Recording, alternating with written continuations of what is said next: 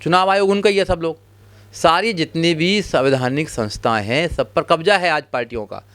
जो मौजूदा पार्टी है सेंटर में उसका कब्जा है, सीबीआई पे, ईडी पे, सुप्रीम कोर्ट पे, आपका इलेक्शन कमीशन पे, पुलिस पे, सब पे तो कब्जा है। अब पुलिस गुंडागर्दी करती है, पुलिस देखा नहीं आपने, वो जाति देखकर तो कार्रवाई करने का काम करती है। जजों में क्या हो रहा है, कोर्ट कचहरी में क्या हो रहा है, सब आपने देखा होगा। न्याय कहाँ है इस पर? न्याय लेना बड़ा मुश्किल है इस देश के अंदर। तो आप जो सरकारें डेमोक्रेसी के चारों स्तंभों को कब्जे में कर ले, कमज़ोर कर दे डेमोक्रेसी को, वो कहाँ संविधान को चलाने का काम करेंगी? उनसे उम्मीद कर रहे हो कि हाँ ये इलेक्शन कमीशन आपकी बात सुनेगा। इलेक्शन कमीशन खुद मिला हुआ है, उनसे मिला हुआ है। अगर इलेक्शन कमीशन को ज़्यादा लोगों की बात सुननी चाहिए, पार्टियों की बात सुननी चाहिए। जब ज़्यादा पार्टियां ये कह रही हैं इलेक्शन कमीशन से कि हमें इस पर ईवीएम पर हमें भरोसा नहीं है, अभी जो चुनाव होना चाहिए वो पेपर बैलेट से होना चाहिए, तो आप क्यों नहीं कराना चाहते? प्रॉब्लम क्या है बताइए? बस देश के ज़्यादातर लोग, ज़्यादातर पार्टियां तो यही कह रही हैं, तो आपको ज़्यादातर पार्टियों की बात माननी चाहिए या केवल एक पार्टी की बात माननी चाहिए? भाई नेचुरल तो लॉ यही है कि अगर देश के ज़्यादातर लोग ईवीएम से खुश नहीं है तो ईवीएम को बदल देना चाहिए और जो पुराना सिस्टम है उसको अपनाना चाहिए, पूरे देश के अंदर है। या वीवीपैट लगाने चाहिए कि दोनों की बात होनी चाहिए। अगर ईवीएम की गिनती होती है तो जो पर्ची निकलती है उनकी भी गिनती होनी चाहिए, जब तो बात बनेगी। सर ईवीएम को लेकर ट्रांसपेरेंसी होनी चाहिए ना, ट्रांसपेरेंसी है ही नहीं। तो लोगों को लगता है कि जहां पर एक पार्टी के बहुत सारे सपोर्टर रहते हैं वहां भी उस पार्टी की वोट नहीं निकलती हैं, तो ये शक होता है कि ईवीएम में कुछ ना कुछ गड़बड़ है और कुछ मैनिपुलेट कर रखा है। कुछ लोग विरोध कर रहे हैं कि ईवीएम में गड़बड़ी होती है, लोग आंदोलन कर रहे हैं, प्रदर्शन कर रहे हैं। आप बीएसपी के कार्यकर्ता हैं, पदाधिकारी हैं दिल्ली में, क्या सोचते हैं ईवीएम को लेकर? देखिए, सबसे पहले ईवीएम का विरोध बहन कुमारी मायावती ने किया। बहुजन समाज पार्टी हमेशा से ईवीएम का विरोध करती आई है, लंबे समय से ईवीएम का विरोध किया है। पर अफसोस की बात यह है कि इस देश में जितने भी विपक्षी पार्टी हैं सब वो बैलेट पेपर से कराना चाहती हैं चुनाव। केवल बीजेपी एकमात्र ऐसी पार्टी है जो ईवीएम से कराना चाहती है, और कांग्रेस भी कुछ नहीं बोलती इसके लिए और अन्य पार्टी भी नहीं कुछ बोलती हैं इसके लिए, क्योंकि उनको पता है कि जब कांग्रेस थी तो कांग्रेस ने गड़बड़ करी होगी और अब बीजेपी है तो बीजेपी ने गड़बड़ करी होगी। तो इसलिए ईवीएम का मुद्दा पूरे देश में आज बहुत बड़े लेवल पर ये मतलब आवाज़ उसकी उठ रही है और लोग आंदोलित हो रहे हैं। तो ईवीएम ख़त्म होनी चाहिए। जिस देशों में ईवीएम बनी थी उन देशों में अब ईवीएम का कोई प्रयोग नहीं होता है, इसलिए भारत में भी ईवीएम का प्रयोग नहीं होना चाहिए। भारत में भी बैलेट बॉक्स जो है, जो पेपर वो है बैलेट है, उससे होना चाहिए, जब भी बात बन पाएगी। दूध का दूध पानी का पानी हो जाएगा। अगर लोग ये कह रहे हैं कि ईवीएम में सेटिंग की जा सकती है तो बिल्कुल हो सकती है, क्योंकि मशीन है, मशीन में सेटिंग हो सकती है। मशीन को कैसे मैनिपुलेट किया जा सकता है, ये तो स्वाभाविक बात है। लेकिन चुनाव आयोग नहीं मानता कि ईवीएम में कोई फ्रॉड होता है, कोई गड़बड़ी होती है। वो कहता है कि आप जो सबूत लाइए, करके दिखाइए कि ईवीएम में जो फ्रॉड होता है। अरे भैया, चुनाव आयोग किसका है? ईवीएम को लेकर आम आदमी विरोध कर रहा है, जो सामाजिक संगठन है वो विरोध कर रहे हैं, लेकिन हमारे देश में हजारों पार्टियां हैं, हजारों नेता हैं, वो सड़क पर क्यों नहीं उतर रहे हैं ईवीएम के खिलाफ में? आपने आम आदमी को छोड़ दिया है, आप क्यों नहीं आ रहे हैं रोड पर? नहीं, आप बहन कुमारी मायावती के स्टेटमेंट देखिए। सबसे पहले इस देश में अगर ईवीएम का किसी नेशनल पार्टी ने विरोध किया है तो बहुजन समाज पार्टी, और बहुजन समाज पार्टी के नेता बहन कुमारी मायावती जी हैं। आप बहन जी को इग्नोर करने का काम करते हैं। बहन जी के जो स्टेटमेंट आते हैं, बहन जी के जो ट्वीट्स आते हैं, उनको आप देखते नहीं है, चेक नहीं करते हैं, इसलिए आप गलत इन्फॉर्मेशन देश को देने का काम करते हैं। सबसे पहले ईवीएम पर आवाज उठाने वाली एकमात्र क्यों नहीं आते हैं सर सड़क पर? एकमात्र नेता बहन कुमारी मायावती, और बहन कुमारी मायावती ने सड़क से लेकर संसद तक उसका विरोध करने का काम किया है। देश में हम हर बुराई के खिलाफ एक बुलंद आवाज उठाने का काम करते हैं। केवल एकमात्र पार्टी बहुजन समाज पार्टी है, मगर लोग उसका नाम लेना पसंद नहीं करते हैं, क्योंकि जातिवाद है, माइंडों में जाति घुसी हुई है। जो पार्टी न्याय देना चाहती है, जो पार्टी शासन प्रशासन अनुशासन करती है देश के अंदर, जो पार्टी सत्ता में आती है जो उत्तर प्रदेश के अंदर, तो फ्री में बच्चों को एजुकेशन देने का काम करती है, जीरो बैलेंस पर यूनिवर्सिटी बनाने का काम करती है, हॉस्पिटल बनाने का काम करती है, बड़े बड़े रोड्स बनाने का काम करती है, एम्प्लॉयमेंट देने का काम करती है, और देश को, उत्तर प्रदेश को उत्तम प्रदेश बनाने का काम करती है, उसका कहीं कोई नाम नहीं है, उसका कोई मॉडल नहीं है। गौतम बुद्ध यूनिवर्सिटी बनाने का काम करती है, और दलितों के लिए, ओबीसी के लिए, मुस्लिमों के लिए तो कितने सारे काम करते हैं, कोई नाम लेने का काम नहीं है। ये जातिवाद नहीं तो क्या है जी, बताइए। हमने विरोध किया उसका ईवीएम का, हम आज भी विरोध करते हैं कि ईवीएम से चुनाव नहीं होना चाहिए।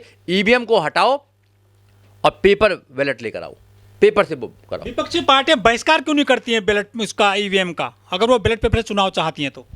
देखिए, लोकतंत्र में बहिष्कार करना कोई भी सॉल्यूशन नहीं है। लोकतंत्र में हमको अपनी आवाज़ उठानी चाहिए। अगर बहिष्कार कर देंगे तो आप तो पार्टी नहीं रहेंगे, फिर आपके जो लोग हैं वो कहीं ना कहीं तो वोट डालेंगे। अगर आपने इलेक्शन का बहिष्कार कर दिया, आप इलेक्शन नहीं लड़ेंगे, तो आपके जो वोटर्स हैं वो तो कहीं ना कहीं चले जाएंगे, वो तो कहीं ना कहीं वोट करेंगे। उनको थोड़ी पता है कि भाई कोई मशीन में भी कोई प्रॉब्लम हो सकती है, उनको नहीं पता ना।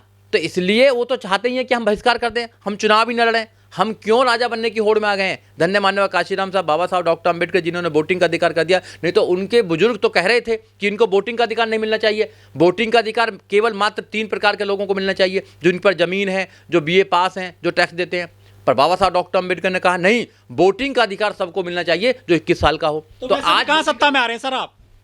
देखिए, सत्ता में आना ना आना वो दूसरी बात है, मगर बहुजन समाज पार्टी हमेशा से देश में जितने भी मुद्दे हैं लोगों के, उनको उठाने का काम करती है। और देश में, जब देश का सबसे बड़े सूबे उत्तर प्रदेश में बहन कुमारी मायावती 4 बार मुख्यमंत्री रहीं, और जब 2007 से लेकर 2012 तक बहन कुमारी मायावती का शासन रहा, तो आप देख लीजिए पूरे देश में वो मॉडल बनना चाहिए था।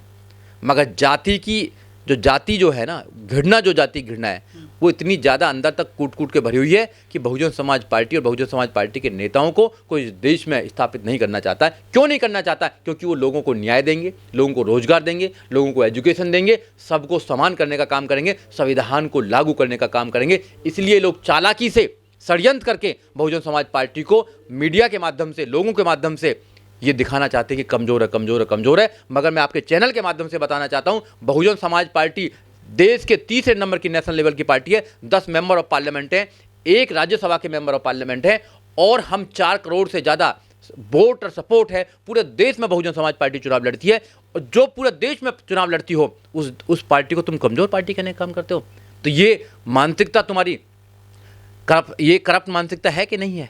तुम लोग इस देश के गरीब गुरबे लोगों को, जो बहुजन समाज पार्टी जिनका रिप्रेजेंटेशन करती है, उनके दिमाग में गलतफहमी डालने का काम करते हो नहीं करते हो? उनको भ्रमित करने का काम करते हो नहीं करते? ये भ्रमित करने का काम करते हैं। इसलिए मैं आपके चैनल के माध्यम से मैं कहना चाहता हूं, आपको भ्रमित होने की जरूरत नहीं है। बहुजन समाज पार्टी को पढ़िए, बहुजन समाज पार्टी के कैडर को देखिए, मान्यवर काशीराम साहब के उस विजन को देखिए जो आपको राजा बनाने का काम करता है। ईवीएम का विरोध केवल बहुजन दलित ही कर रहा है, सवर्ण क्लास के लोग तो नहीं कर रहे हैं। उनको तो फायदा हो रहा है ना जी। जो सेटिंग कर लेगा, जिसको फायदा हो रहा है, वो क्यों विरोध करेगा? जातिवाद का फायदा जिसको होगा वो जातिवाद का विरोध क्यों करेगा बताइए आप? प्राइवेट का जिसको फायदा हो रहा है, प्राइवेटवाद का क्यों करेगा? जो प्राइवेटाइजेशन हो रहा है, जिनको प्राइवेट से फायदा हो रहा है, सरकार उनको हजारों करोड़ रुपया देती है और उनकी बड़ी बड़ी फैक्ट्री, बड़ी बड़ी चीज लगा रही है, तो उनको प्राइवेट का क्यों करेंगे? प्राइवेट का नुकसान तो उसको होगा जो सरकारी में रिजर्वेशन लेता है। अगर प्राइवेट हो जाएगा तो रिजर्वेशन नहीं मिलेगा, तो जिनको जो रिजर्वेशन है, जो रिप्रेजेंटेशन की बात है, वो विरोध करेगा। तो इसलिए जिनको फायदा हो रहा है ईवीएम से, वो ईवीएम का विरोध क्यों करेंगे? हमको नुकसान हो रहा है, हम विरोध करेंगे। जातिवाद का नुकसान हमको है, हम विरोध करेंगे। इस देश में जातिवाद का नुकसान किसको है? जातिवाद का नुकसान उनको थोड़ी है जो ऊपर बैठे हुए हैं, जो अपने आप को भगवान का भैया मानते हैं, जो जातिवाद के नाम से ही खा रहे हैं, जो जातिवाद के नाम से ही बिजनेस कर रहे हैं। जिनको जातिवाद ने हमेशा से डसने का काम किया है, जातिवाद ने उनको इंसान भी नहीं समझने का काम किया, वो जातिवाद का विरोध करेंगे। परेशानी जिसको है वो परेशानी का विरोध करेगी ना, और जो परेशानी कर रहा है, दे रहा है, वो क्यों विरोध करेगा? कातिल जो है, जो तो कातिल है, वो क्यों न्याय की बात करेगा? जिसका कत्ल हुआ है वो न्याय की बात करेगा ना, वो न्याय मांगेगा। बहुजन चिंतक कहते हैं कि यदि ईवीएम नहीं हटी तो बहुजन दलित कभी सत्ता में नहीं आ पाएंगे, ये गारंटी है। देखिए, हमेशा सत्ता में कोई बना नहीं रहना चाहता, कोई नहीं रहेगा बना।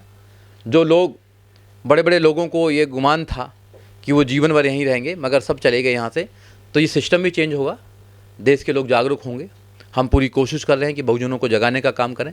जिस दिन बहुजन आंदोलित हो जाएगा, बाबा साहब डॉक्टर अम्बेडकर को अपना नेता मान लेगा, बाबा साहब डॉक्टर अम्बेडकर की सोच को अपने घर में स्थापित कर लेगा, बहन कुमारी मायावती को अपना नेशनल लीडर मान लेगा, बहुजन समाज पार्टी को अपनी पार्टी मान लेगा, हाथी को अपना चुनाव चिन्ह मान लेगा, नीले झंडे को अपना झंडा मान लेगा, उस दिन देश में क्रांति आ जाएगी और बहुजन समाज पार्टी की सत्ता स्थापित हो जाएगी देश के अंदर।